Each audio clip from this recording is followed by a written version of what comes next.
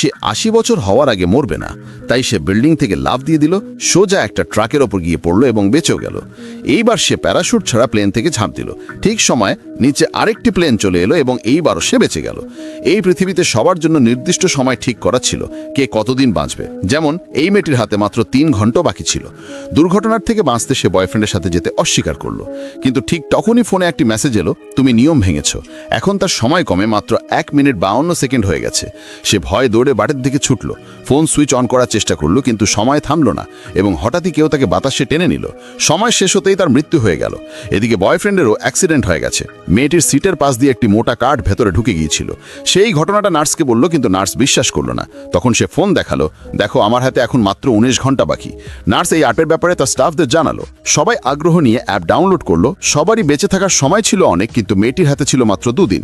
পরের দিন ছেলেটির সার্জারি হবার কথা ছিল, কিন্তু যখন সে দেখলো তার হাতে মাত্র 3 মিনিট বাকি, তখন সে সার্জারি করতে অস্বীকার করলো। ঠিক তখনই মেসেজ এলো, তুমি নিয়ম ভেঙেছ। উল্টো গোনা শুরু হয়ে গেল এবং সময় শেষ হতেই তারও মৃত্যু হয়ে গেল। নার্স খবর পেয়ে হতবাক হয়ে গেল। সে তার ফোন খুলল, লক খুলতেই দেখা গেল তার সময় সত্যিই শূন্য হয়ে গেছে। নার্স ভয়ে গেল এবং ইন্টারনেটে রিসার্চ করতে লাগলো। সেখানে সে একটি ভিডিও পেল যেখানে একটি মেয়ে তার শেষ কাউন্টডাউন লাইভ করছিল এবং ক্যামেরার সামনেই মারা গেল।